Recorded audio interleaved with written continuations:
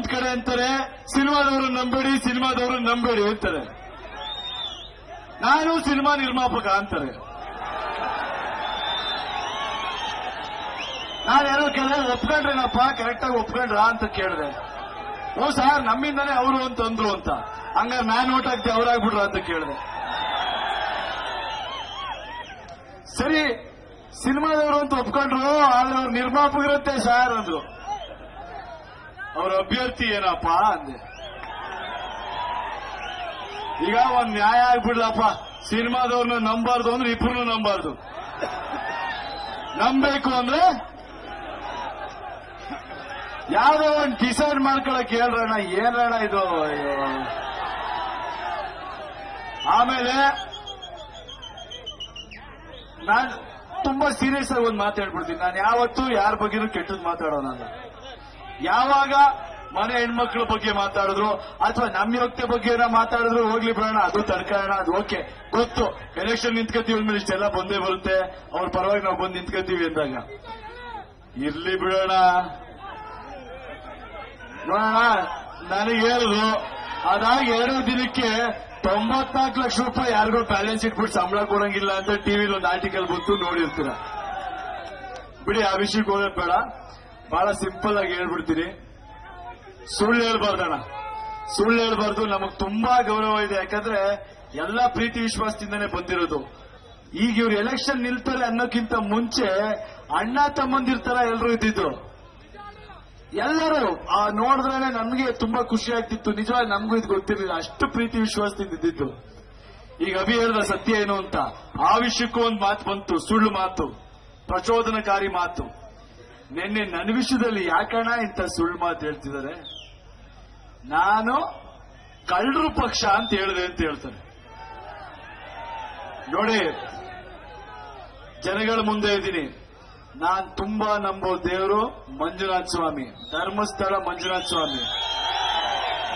ನಾನ್ ಮಂಜುನಾಥ ಸ್ವಾಮಿ ಮೇಲೆ ಆಣೆ ಮಾಡಿ ಹೇಳ್ತೀನಿ, ಕಳ್ಳರು ಪಕ್ಷ ಅಂತ ನಾನು ಹೇಳಿದ್ರೆ ಅವ್ರು ಏನ್ ಹೇಳಿದ್ರು ಕೇಳ್ತೀನಿ. ಬೇಕಾದ್ರೆ ಈ ಸಿನಿಮಾ ಮಂಡ್ಯ ಬಿಟ್ಟು ಹೋಗ್ತೀನಿ, ಕರ್ನಾಟಕನೇ ಬಿಟ್ಟು ಹೋಗ್ಬಿಡ್ತೀನಿ. ಸುಮ್ನೆ ಬಾಯಲ್ಲಿ ಹೇಳ್ಬಿಟ್ಟು ಆಮೇಲೆ ಇಲ್ಲೇ ಇರೋದಲ್ಲಪ್ಪ, ನಿಜವಾಗ್ಲೂ ಹೋಗ್ತೀನಿ. ಅರ್ಥ ಆಗಿರೋರ್ಗೆ ಅರ್ಥ ಆಗಿರುತ್ತೆ. ಅರ್ಥ ಆಯ್ತಾ? ನಂದೊಂದೇ ಮಾತು, ಎಲ್ಲರೂ ಅಣ್ಣ ತಮ್ಮದಿರಿದ್ದಂಗಿದ್ದೀವಿ, ಇದಿದ್ದಂಗಿದ್ದೀವಿ. ಅಕಸ್ಮಾತ್ ಎಲ್ಲಾದ್ರೂ ಒಂದೇ ಒಂದು ತುಣುಕು ನಾನು ಈ ತರ ಮಾತಾಡಿರೋದು ಅಥವಾ ಯಾವ್ದಾದ್ರೂ ಒಂದು ಪ್ರೂಫ್ ಇದ್ರೆ, ಅವ್ರ ಕಾರ್ಯಕರ್ತರು ಏನೋ ಮಾಡ್ತಾರೆ, ಪ್ರಚೋದನಕಾರಿ, ಹಿಂಗ್ ಮಾಡ್ಬಿಡ್ತಾರೆ, ಹಂಗ್ ಮಾಡ್ಬಿಡ್ತಾರೆ. ಯಾರಣ್ಣ ಕಾರ್ಯಕರ್ತರು? ನಮ್ಮ ಅಣ್ತಂದಿರಲ್ವಾ? ಅವ್ರ ಮಂಡ್ಯದವ್ರಲ್ವಾ?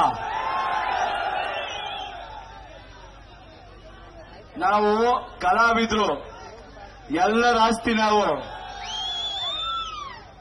ಈ ಮಾತುಗಳು ಬೇಡ. ಘನತೆಗಲ್ಲ, ಅವ್ರ ಘನತೆಗೆ, ಅವ್ರ ಸ್ಥಾನಕ್ಕೆ ತುಂಬಾ ಗೌರವ ಕೊಡ್ತೀವಿ, ಅವ್ರ ಕುಟುಂಬಕ್ಕೆ ಗೌರವ ಕೊಡ್ತೀವಿ. ಬಹಳಷ್ಟು ಪ್ರೀತಿ ವಿಶ್ವಾಸದಿಂದ ಎಲ್ಲರೂ ಇದ್ದಾರೆ. ನಾನೊಂದೇ ಕೇಳೋದಣ್ಣ, ಇನ್ನು ನೋಯಿಸ್ಬೇಡ್ರಣ, ನಮ್ ಕೈ ತಡ್ಕೊಳಕ್ಕಾಗಲ್ಲ. ಜನ ತೀರ್ಮಾನ ಮಾಡ್ಕೋತಾರೆ. ಇವ್ರ ಕೆಲಸ ಮಾಡಬೇಕು ಅನ್ನೋದಿದ್ರೆ ಇವ್ರಿಗೆ ಅವಕಾಶ ಕೊಡ್ತಾರೆ, ಇಲ್ಲ ಅಂದ್ರೆ ಜನಗಳಿಗೆ ಬಿಟ್ಟಿದ್ದು. ನಾನಿವತ್ತಿನ್ನೇನು ಮಾತಾಡಲ್ಲ, ನಿಮ್ಮ ಆಶೀರ್ವಾದ ಇರಲಿ. ಅಭಿ ಹೇಳ್ದ ಆ ಮಾತು ನೆನ್ಪಿಟ್ಕೊಳ್ಳಿ. ನಿಮ್ಮ ನಂಬೋರು ಬಂದಿದ್ದಾರೆ, ನೀವೇ ಅವ್ರನ್ನ ಅರಿಸ್ಬೇಕು, ನೀವೇ ಅವ್ರನ್ನ ಉಳಿಸ್ಬೇಕು. ಆಮೇಲೆ ಒಂದೇ ಕೇಳೋದು ನಾನು, ಒಂದ್ ನಿಮಿಷ ಏನಪ್ಪ, ಒಂದೇ ನಿಮ್ಮನ್ನ ಕೇಳೋದು, ತುಂಬಾ ಮುಖ್ಯವಾದ್ದು ಮನುಷ್ಯನಿಗೆ ಮನಸ್ಸಾಕ್ಷಿ. ಮನಸ್ಸಾಕ್ಷಿ ಕೆಲವೊಮ್ಮೆ ತಪ್ಪು ಅಂತ ಗೊತ್ತಿರುತ್ತೆ. ಯಾರೋ ಹೇಳ್ತಾ ಇರ್ತಾರೆ ನಿಮ್ಗೆ ತಪ್ಪು ಅಂತ, ಎಲ್ಲರೂ ಹೇಳಿರ್ತಾರೆ.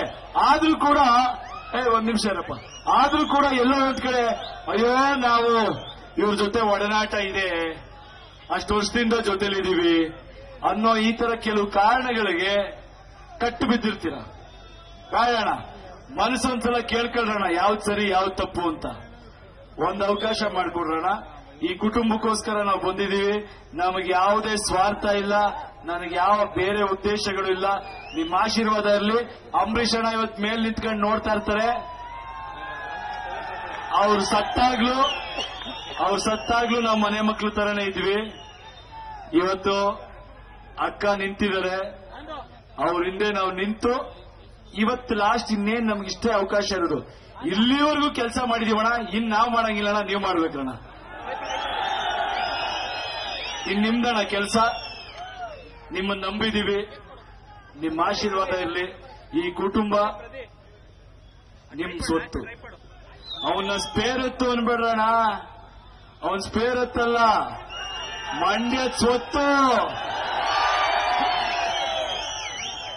ಆಯ್ತಾ? ನಿಮ್ಮ ಆಶೀರ್ವಾದ ಇರಲಿ. ಅಭಿ ಮಂಡ್ಯ ಸ್ವತ್ತು.